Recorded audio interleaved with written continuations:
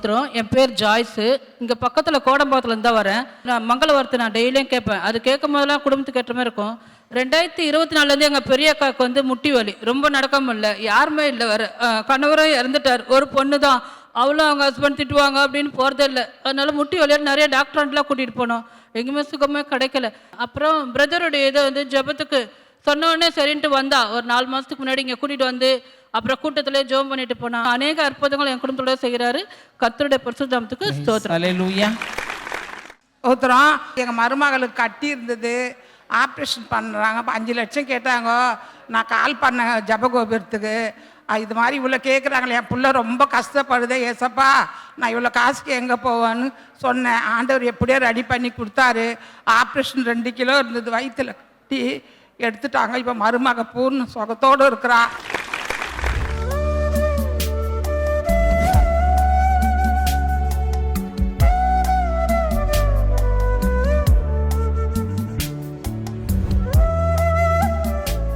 கிறிஸ்துவுக்குள் மிகவும் பிரியமான எனதருமை சகோதர சகோதரிகளே, நம்மை சிருஷ்டித்தவரும் நம்மை உண்டாக்கினவரும் நம்மை ஒருபோதும் மறந்து போகாதவருமாகிய இயேசு கிறிஸ்துவின் முனையற்ற நாமத்தினால உங்க எல்லாரையும் வாழ்த்தி ஆசீர்வதிக்கிறேன். அல்லேலூயா. எல்லாரும் சந்தோஷமா இருக்கீங்களா? என் வேதம் சொல்லுகிறது, நாம் அவரை தொழுது கொள்ள வருகிற நேரங்களிலெல்லாம் அவர் நமக்கு சமீபமாக இருப்பாராம். எப்பெல்லாம் ஆண்டவருடைய சன்னிதானத்தில் அவரை தொழுது கொள்ள நம்ம வர்றோமோ அப்போ அவங்க நம்ம பக்கத்திலே இயேசுவாமி வந்துடுவார். இயேசுவாமியை தூரத்திலே வச்சு நம்ம பார்த்து பழகிட்டோம். இனி அவரை நம்ம பக்கத்தில் வச்சு நம்ம அழகு பார்க்கணும், பக்கத்தில் வச்சு அவரோட நடக்கணும். அவர் கூட நடக்கிற அனுபவங்கள் உங்கள் வாழ்க்கையில் ஒரு பெரிய ஆசீர்வாதமாக இருக்கும். அவர் கூட நீங்கள் கைப்பிடிச்சு நடந்துப்பாங்க. அவர் ஒரு நண்பன் மாதிரி நம்ம கூட நடப்பார். நம்ம ஆண்டவர் பிகு பண்ணுகிற தேவன் அல்ல, தரை மட்டும் தன்னை தாழ்த்தி நம்ம கூட இருக்கிறவர், உங்கள் கூட இருந்து உங்களோட வாழ்கிறவர், உங்களுடைய கஷ்ட நஷ்டங்களிலே பங்கெடுக்கிறவர். ஒன்று அள வச்சுட்டு அவர் வேடிக்கை பார்க்க மாட்டார். 2000 வருஷங்களுக்கு முன்பாக மார்த்தாள் மரியாள் அழுகிறத பார்த்து அந்த குடும்பத்தில் ஒரு இழப்பு, ஒரே சகோதரன் இறந்து போயிட்டான். அவங்க அழுகிறத பார்த்து இயேசு ஆவியிலே துக்கம் கொண்டு கண்ணீர் விட்டு அழுதார் என்று வேதம் சொல்லுகிறார்.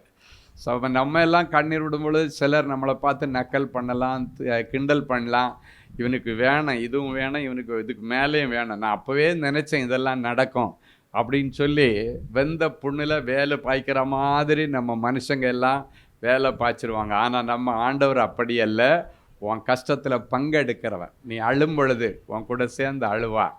எப்படி என் பிள்ளைக்கு இதிலிருந்து ஒரு விடிவு காலத்தை கொடுக்கறதுன்னு யோசித்து குறிப்பறிந்து செயல்படுகிற தெய்வம் நம்முடைய ஆண்டவர். ஒரு அழகான மங்கள வார்த்தை எடுத்து நம்ம வாசிக்க போகிறோம்.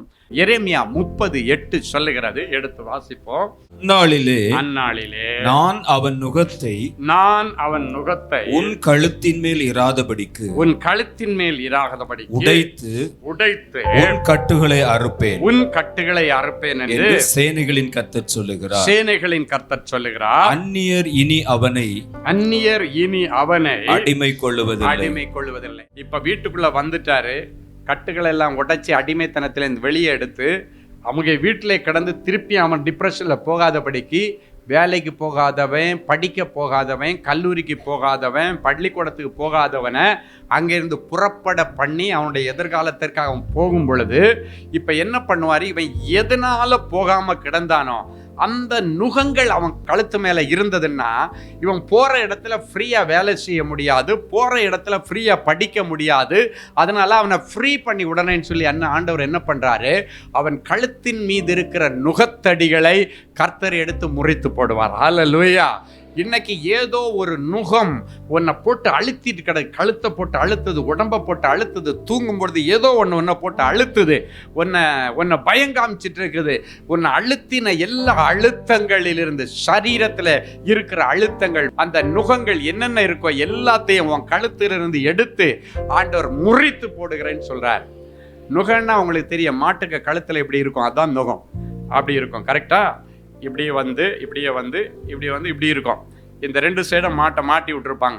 இந்த மாடு என்ன பண்ணன்னா, இந்த நுகத்தை மாட்டி விட்டுருக்கும் பொழுது இதனுடைய பாரம், இதுக்கு பின்னால் இருக்கிற லோடு, இதை இழுக்க முடியாமல் அதை தலையை தூக்கவே முடியாது. அதுதான் அந்த நுகத்தை மாட்டின உடனே அது இப்படியே தான் பார்த்துட்டு நடக்கும். காளை வண்டி பார்த்துருக்கீங்களா? மாட்டு வண்டி. அதுக்கு அந்த நுகத்தை எடுத்து மாட்டி விட்டாச்சுன்னா அது இப்படி வச்சுட்டு ஓடுறது எங்கேயாவது பார்த்துருக்கீங்களா? தலை தூக்க முடியாது, நிமிர முடியாது. அப்போ என்ன பண்ணோம், அந்த பாரத்தினால பின்னால் இருக்கிற அழுத்தங்களை எடுத்துட்டு அது புறப்பட்டு போகும். ஆனால் அழுத்தங்களோடு புறப்பட்டு போகும். புறப்பட பண்ணுகிற ஆண்டவர் நீ அழுத்தத்தோடு புறப்பட்டு போகக்கூடாது. ஃப்ரீயாக புறப்பட்டு போனேன்னு நீ எதெல்லாத்தையும் கழுத்தில் வச்சு மாட்டிக்கிட்டு போறியோ அதனால அந்த நுகத்தை எடுத்து அப்படி வர அந்த நுகத்தை எடுத்து முறிச்சு போடுவாராம். ஏன் நுகத்தை எடுத்து முறிச்சு போடுறாரு தெரியுமா? அதை எடுத்து கலட்டி வச்சா திருப்பி வந்து உட்கார்ந்துருக்கும். இன்னைக்கு ஆண்டவர் சொல்றாரு, இன்று கண்ட எகிப்தியனை இனி என்றும் காணாதபடிக்கு கர்த்தர் அதை எடுத்து முறித்து போடுகிறார். அந்த நுகம் சென்டர்ல முறிக்கப்பட்டாச்சுன்னா திருப்பி அதுவா வந்து உட்காரனாலும் உட்கார வைக்க முடியாது. ஒருத்தன் தூக்கி அதை கழுத்துல உட்கார வைக்கணும்னா உட்கார வைக்க முடியாது. ஆனால் உட்காராது. ஏன் தெரியுமா? அந்த இப்படி வளைவா இருக்கிற அந்த கமத்தி போட்ட யூன்னு வச்சுங்க, அதை சென்டரை உடைச்சாச்சுன்னா திருப்பி அது நிற்காது. அது நிற்கிறதுக்கு தான் அந்த நுகம் யோக் அப்படி இருக்கும். அது அந்த கழுத்தில் அப்படியே உட்காந்துக்கணும். அந்த சைடு கழுத்துலேருந்து இங்கே பிடிச்சி இப்படியே இறுக்கி வச்சுக்கோம். ஆமீன். நாங்கள் எல்லாம் டெய்லி டை கட்டி கழுத்தை கூட திருப்ப முடியும் நடக்கிறாமே. ஆமாம், அந்த டை கட்டினாலே அங்கே திரும்ப முடியலைன்னா இந்த நுகத்தை போட்டுட்டு அது எங்கேயாவது திரும்பி பார்க்க முடியுமா? திரும்பவே முடியாது. அப்படியே போட்டுட்டு இப்படியே போயிட்டுருக்கோம். நீங்கள் செக்கு மாடு மாதிரி புறப்பட்டு போகும்போது அப்படிப்பட்ட நுகத்தை முறிச்சிட்டு வெயிட்டை சுமந்துட்டு போகக்கூடாதுன்னு மூணாவது என்ன பண்ணுறாரு, புறப்பட்டு போகிற வழியிலே நுகத்தடி எடுத்து முறிச்சு போட்டு அப்பா நிம்மதியாக போடான்னு சொல்லுவார். இன்னைக்கு உங்கள் கழுத்து மேலே இருக்கிற நுகம் ஏதோ ஒரு வியாதியாக இருக்கலாம். எதுவாக இருந்தாலும் அந்த நுகத்தடியை எல்லாம் இன்னைக்கு ஆண்டவர் முடிச்சு போடும்படிக்கு உன் சரீரத்தில் இருக்கிற வியாதி என்ன இருந்தாலும் சரி, இன்னைக்கு கர்த்தர் அதை எடுத்து முறிச்சு போடுவார். அல்லேலூயா. அதுக்கு ஒரு சரியான சாட்சி நான் கொண்டு வந்திருக்கேன். என்னென்னா, ஒரு சகோதரி ஜான்சி ராணி மந்தவழி, அவங்க என்ன சாட்சி எழுதியிருக்காங்கன்னா, அவங்க மகள் ஜூடித் ஒரு வாலிப பிள்ளை, அவளுக்கு காது பக்கத்தில் ஒரு கட்டி. எங்கே கட்டி சொல்லுங்கள்? காது பக்கத்தில் ஒரு கட்டி. இந்த கட்டியை கொண்டு போய் டாக்டர்கிட்ட சர்ஜரி பண்ணுறாங்க. நுகத்தடிகளை முறைக்கிற கர்த்தர், அதுக்கு தான் சொல்கிறேன். ஓகேயா? சரி, இந்த கட்டியை கொண்டு போய் டாக்டர்கிட்ட சர்ஜரி பண்ணிட்டாங்க. சர்ஜரி பண்ணும்போது உங்களுக்கு தெரியும், இந்த இடம்லாம் ரொம்ப சென்சிட்டிவ். கண், இந்த வாய், இதெல்லாம் சம்மந்தப்பட்ட சின்ன சின்ன நுண்ணிய நரம்புகள், மேக்ரோ மைக்ரோ நர்வ்ஸ் எல்லாம் இருக்கிற இடம் தான் இந்த காது பக்கத்தில். இது கபாலஸ்தலமே ரொம்ப சென்சிட்டிவான இடம். இவங்க சர்ஜரி பண்ணி கட்டி எடுத்துட்டாங்க. ஆனால் என்ன ஆயிடுச்சு, சர்ஜரி பண்ணி அந்த சர்ஜரி முடித்த இடத்த தைக்கும்போது என்ன ஆகுனா, வாய் கோணி போச்சு. ஒரு வாலிப மகள் எப்படி இருக்குன்னு பார்த்துக்க, வாய் கோணி போச்சு. இந்த இடத்துல கட்டி எடுக்கும்போது இந்த தோல் இங்கே வந்ததுனால இப்போ இந்த கண், வலது சைடில் உள்ள கண் என்ன ஆச்சுன்னா, இது இழுத்து மூணுனால இப்போ ஓப்பன் ஆகாது, மூடாது. அவன் தூங்கினாலும் இந்த கண் மூட, இந்த கண் இப்படி திறந்திருக்கும். எவ்வளோ கொடுமை! ஒரு வாலிப பிள்ளை, எவ்வளோ பெரிய கோரமான ஒரு நுகம், எவ்வளோ பெரிய ஒரு சோதனையான நுகம் பார்த்துங்க. இந்த சூழ்நிலையில் அந்த சகோதரி கண்ணீரோட, என் பிள்ளைக்கு சர்ஜரி பண்ணி கட்டி போச்சே தவிர ஒரு கட்டி எடுக்கிறதுக்காக இப்போ வாய் கோணி போச்சு. இந்த கண்ணில் உள்ள திறக்கவும் செய்யாது, மூடவும் செய்யாது. அப்படியே திறந்த மாதிரியே இப்படி இருக்குது. ஒரு தாய்க்கு அந்த பிள்ளையை வச்சுட்டு நிம்மதியாக இருக்க முடியுமா?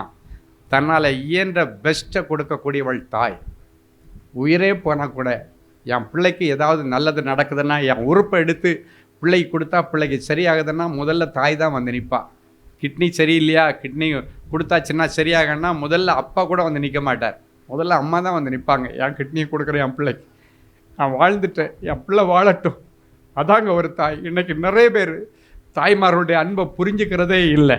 தாய்மார்களிடத்தில் எதிர்த்து பேசுகிறது, தாய்மார்களுடைய கண்ணீர் வடிக்க வைக்கிறது. இன்னைக்கு நிறைய பேர் அப்படி தான் இருக்கிறீங்க. தாய்மார்களை நிறைய பேர் கொண்டு ஹோமில் விட்டுட்டு ஜாலியாக கூலாக நீங்கள் உட்கார்ந்துருக்கிறீங்க. ஒரு நாள் உங்கள் தாயையோ தகப்பனையோ கொண்டு ஹோமில் விட்டுறாதீங்க. முடியலைன்னா கூட உங்கள் வீட்டுக்குள்ளே ஒரு ஆளை வச்சு கூட நீங்கள் பாருங்கள். அப்போ அவங்களுக்கு ஆரோக்கியம் இருக்குது. எப்படி தெரியுமா? பிள்ளைகளை பார்க்கும்போது, பேர பிள்ளைகளை பார்க்கும்போது அந்த சந்தோஷத்தில் அவங்க நல்லா இருப்பாங்க.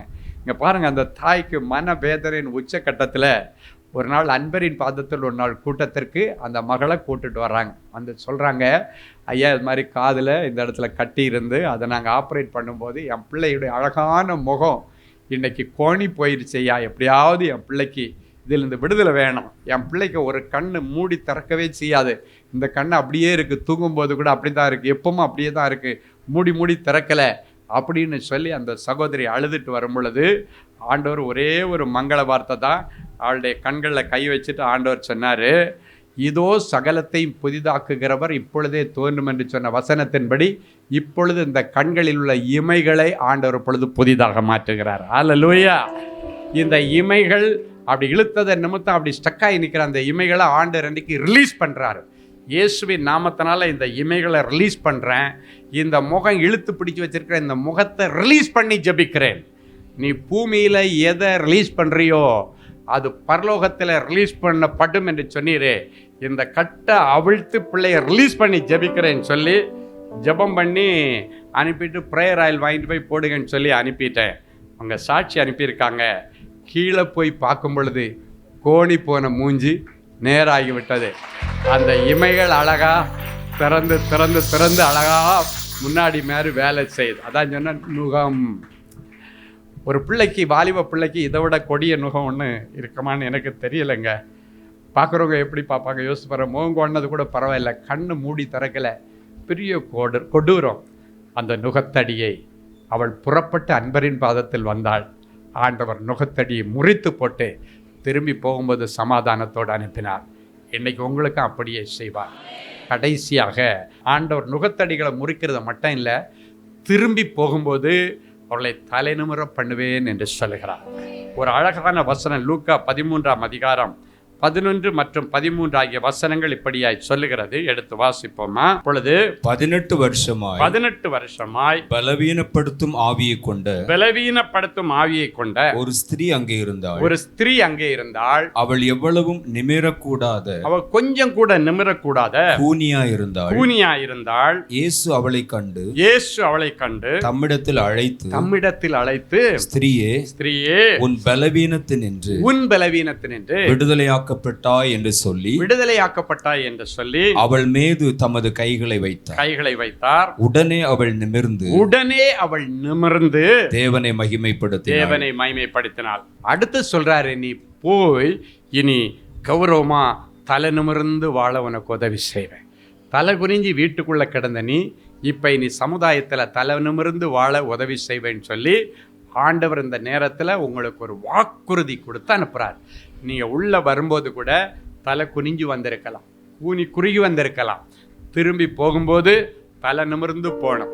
அன்னைக்கு இயேசுவை பார்க்குற அன்றைக்கு தேவாலயத்தில் ஓய்வு நாளில் 18 வருஷமாக கூனியாக இருந்த ஒரு ஸ்திரீ நம்பிக்கையோடு வந்தா, திரும்பி போகும் பொழுது அவனுடைய அந்த கூன் நீங்கி அவள் நிமிர்ந்து தேவனை மகிமைப்படுத்தி வீட்டுக்கு போனான். ஆண்டவர் சொல்றாரு, எவ்வளவு பெரிய கட்டி உன் சரீரத்தில் இருந்தாலும் இன்னைக்கு அந்த கட்டியை ஆண்டவர் அப்புறப்படுத்துவார்.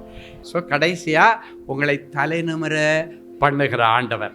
எதனால எல்லாம் தலை குனிஞ்சு நீங்கள் வாழ்ந்தீங்களோ அந்த காரியங்கள்ல எல்லாம் இனி நீங்கள் தலை நிமிர்ந்து வாழ கர்த்தர் உங்களுக்கு ஒரு வழியை திறப்பார். அல்லேலூயா, அல்லேலூயா. அதுக்கு ஒரு நல்ல சாட்சியை சொல்லி நம்ம முடிச்சிடலாம். எப்போவுமே பொண்ணுன்னு ஒரு சாட்சி சொல்லு. எனக்கு கதை சொல்ல பிடிக்காது. ஒரு ஊரில் ஒரு ராஜா இருந்தார், ஒரு ராணி இருந்தாங்க, அவங்களுக்கு 2 பிள்ளை இருந்தாங்க, அவங்க ஒரு குதிரை வச்சுருந்தாங்க. இது யாருக்கையா பிரயோஜனப்படும்? அதுக்கு பதிலாக ஒரு ஊரில் ஒரு பிள்ளை இருந்தா, கஷ்டத்தோடு இருந்தா, இயேசுவை தேடி வந்தா, ஆண்டவர் குணப்படுத்துறாரு. அப்படி சொன்னால் அவங்களுக்கு ஆசீர்வாதம். அல்லேலூயா. அதனால தான் எப்பவுமே சாட்சியை கட் பண்ணி எடுத்துகிட்டு வந்துடுவேன். ஆமேன். ஒரு சாட்சி, டேனி அப்படின்னு ஒரு பிள்ளை ஒரு பெரிய ஆக்சிடெண்ட்டில் மாட்டிக்கிட்டான். ஆக்சிடெண்ட்டில் மாட்டி 7 மாதமாக கோமாவில் சுய நினைவு இழந்து அந்த ஸ்கல் டேமேஜ் ஆகி மூளை பகுதியில் ரத்தம் கட்டி தேங்கி இவன் பிழைக்க மாட்டான் அப்படின்னு சொல்லிட்டு டாக்டர்ஸ் சொல்லிட்டாங்க. நல்ல கவனிங்க, இவன் பிழைக்க மாட்டான். ஏன்னா பிரெயின் டேமேஜ் ஆகிட்டு அதாவது ஃபுல் டேமேஜு, உள்ள பிளட் கிளாட்டு எல்லாம் கிளியர் பண்ணாலும் அவனுக்கு அது இன்னும் கிளியர் ஆகலை. அதனால் அவன் சுய நினைவுக்கு இனி வர முடியாது அப்படின்னு 7 மாதமாக சுய நினைவு இல்லாமல் ஒருத்தன் கிடக்கிறான். பிரெயின் டேமேஜ் ஆகி படுத்த படுக்கையாக கிடக்கிறான். இந்த சூழ்நிலையில் ஒரு நாள் அந்த தாயார் தன் பிள்ளைக்காக புறப்பட்டு வராங்க. ஏன்னா அவனை தூக்கிட்டு வர முடியாது, கூட்டு வர்ற நிலைமையில இல்லை.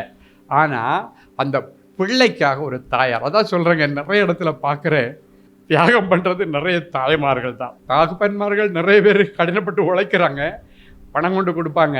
ஆனால் இந்த சென்சிட்டிவான காரியங்கள் பிள்ளைகளுக்குள்ளதெல்லாம் பார்த்து இன் அண்ட் அவுட் அதை கவனிக்கிறது அந்த தாய்மார்கள். இப்போ இங்கே பாருங்கள், அந்த தாய் அன்பரின் பாதத்தில் ஒரு நாள் கூட்டத்தில் வந்து அழுதுட்டு சொல்கிறாங்க, வாலிப பிள்ளை என் பிள்ளை டேனி இந்த மாதிரி சுயநினைவு இல்லாமல் 7 மாதமாக கிடக்கிறான், அவனுக்கு உணர்வு திரும்பாது, அவன் இப்படியே இருந்து செத்து போயிடுவான்னு டாக்டர் சொல்லிட்டாங்க, அவனை காப்பாற்ற முடியாதுன்னு சொல்லிட்டாங்க. ஐயா, எனக்கு என் பிள்ளை வேணும், என் பிள்ளைய ஆண்டவர்கிட்ட சொல்லி மீட்டு தாங்க அப்படின்னு வந்தாங்க. அப்போ ஆண்டவரிடத்தில் நான் ஜெபம் பண்ணும்போது எப்போவுமே நான் சொன்னேன், மங்கள வார்த்தை சொல்லி ஜெபம் பண்ணேன், வசனத்தை சொல்லி ஜெபம் பண்ணேன். அந்த வசனத்தில் தான் உயிர் இருக்குது, அந்த வசனம் தான் போய் அற்புதங்களை நடப்பிக்கும். எனவே உங்கள் ஜெபங்களில் எப்போவுமே வசனங்களை வச்சு ஜெபம் பண்ண பழகிக்கொள்ளுங்க. நான் எப்போவும் சொல்ல அதான் உங்களுக்கு கற்றுக் கொடுப்பேன், எப்போவுமே வசனத்தை சொல்லி ஜெபம் பண்ணேன். ஆனால் ஜெபிக்கும் பொழுது அந்த பிள்ளைகளுக்கு ஆண்டவர் அடிமை மூலமாக கொடுத்த வார்த்தை, இவன் சாவாமல் பிழைத்திருந்து கர்த்தருடைய செய்கைகளை விவரித்து சொல்வான். கர்த்தர் அவனை வெகுவாய் தண்டித்தும் சாவுக்கு ஒப்பு கொடுக்கவில்லை. ஆண்டவர் அவனை சாவுக்கு ஒப்பு கொடுக்க மாட்டேன்னு சொல்லிட்டார். அவன் பிழைச்சி வருவேன்னு சொல்கிறாரு. அவன் பிழைச்சி வந்து கர்த்தருடைய செய்கையை விவரித்து சொல்லுவான். அதுதான் அவங்க சாட்சியில் கொடுத்துருக்குறாங்க, கர்த்தருடைய செய்கையை விவரித்து சொல்ல. இப்போ சாட்சியை எழுதியிருக்கிறாங்க, கர்த்தர் அவனை உயிரோடு கொண்டு வந்தார், பரிபூர்ண சுகத்தோடு கொண்டு வந்தார். கை விழுந்து போகலை, கால் விழுந்து போகலை, எதுவுமே இல்லை. ஆண்டவர் சுகத்தை கொடுத்தா அப்படி தான் தருவார். இன்னைக்கு பரிபூர்ண விடுதலையோடு தாய்க்கு முழுமையான ஒரு அன்பு பிள்ளையாக கர்த்தர் அவனை கொடுத்துருக்கிறார். இன்னைக்கு உங்களுக்கும் அப்படியே செய்வார். எதுக்கு சொல்கிறேன்னா, அன்னைக்கு அந்த 18 வருஷ கூனி உள்ளே வரும்பொழுது மன கஷ்டத்தோடு தலை குனிஞ்சு வந்தா, ஆண்டவர் அவளுக்கு திரும்பி போகும் பொழுது தலை நிமிர்ந்து போக உதவி செய்தார். நான் சொன்ன டேனியுடைய தாயார் வரும்பொழுது வேதனையோட தலை குனிந்து என் பிள்ளைக்கு இப்படி ஆயிடுச்சேன்னு வந்தாங்க. திரும்பி போகும்பொழுது அவர்கள் தலை நிமிர்ந்து போக கர்த்தர் மங்கள வார்த்தையை கொடுத்தார். வீட்டுக்கு போய் ஹாஸ்பிட்டலில் போய் பார்க்கும் பொழுது கர்த்தர் அவனுக்கு சொன்ன வார்த்தை நிறைவேறியிருந்தது. 7 மாதத்துக்கு பிறகு கர்த்தர் அவனுக்கு உணர்வு திரும்ப வச்சு அவனுக்கு நல்ல சுகத்தை கொடுத்து ஆரோக்கியமாக வீட்டிற்கு கொண்டு வர கர்த்தர் உதவி செய்தார்.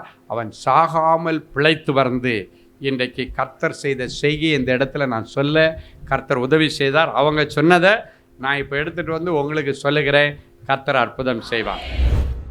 என் அன்பு தேவனுடைய பிள்ளைகளே, நல்ல தேவ செய்தியை கேட்டீர்கள், நல்ல சாட்சிகளையும் பார்த்தீர்கள். ஆண்டவரே, நானும் இப்படிப்பட்ட ஒரு அற்புதத்துக்கு தானே காத்துட்ருக்கிறேன் அப்படின்னு ஏங்கிட்டு இருக்கிறீங்களா? உங்கள் அற்புதத்துக்காக அப்படியே நீங்கள் முழங்கால்களை தாழ்த்துங்க. இது உங்கள் அற்புதத்தின் நேரம். ஜெபிக்கலாமா?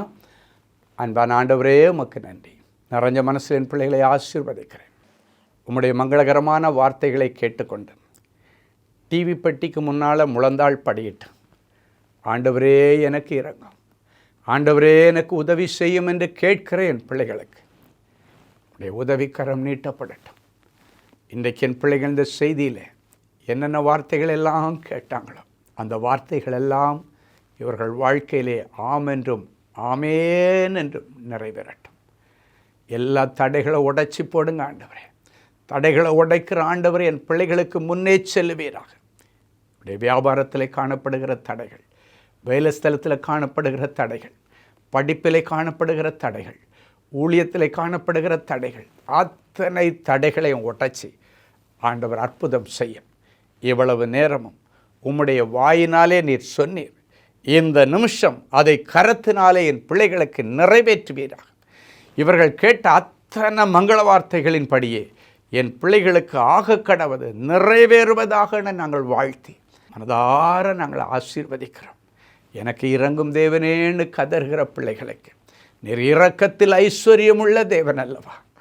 என் ஒரேளை என் பிள்ளைகளுடைய செய்கைகள் உம்முடைய சமூகத்திலிருந்து என் பிள்ளைகளுக்கு கோபாக்கிறேன் வியாதிகளை கொண்டு வந்திருந்தாலும், கோபாக்கிறேன் இழப்புகளை கொண்டு வந்திருந்தாலும், பிள்ளைகளை கிருபையாய் மன்னித்து என் பிள்ளைகளுக்கு மறுபடியும் வாழ்வதற்கு ஒரு வழியை தார். மறுபடியும் என் பிள்ளைகளை இழந்து போனவற்றை பெற்றுக்கொள்ளட்டும். ஆண்டவருடைய சரீரத்தில் இருக்கிற கொள்ளை நோய் இயேசுவின் நாமத்தினாலே மறைந்து போகட்டும். தெய்வீக தொடுதலை தார். டிவி பெட்டிக்கு முன்னால் முழந்தாள் படியிட்டு கிடக்கிற என் பிள்ளைகள் உடைய இருதயத்தின் அங்கலாய்ப்புகள் உமக்கு தெரியும் ஆண்டவர். சில காரியங்களை யாரிடத்தில் சொல்லி அழ முடியாமல் என் பிள்ளைங்க கதறிட்டு இருக்கிறாங்க.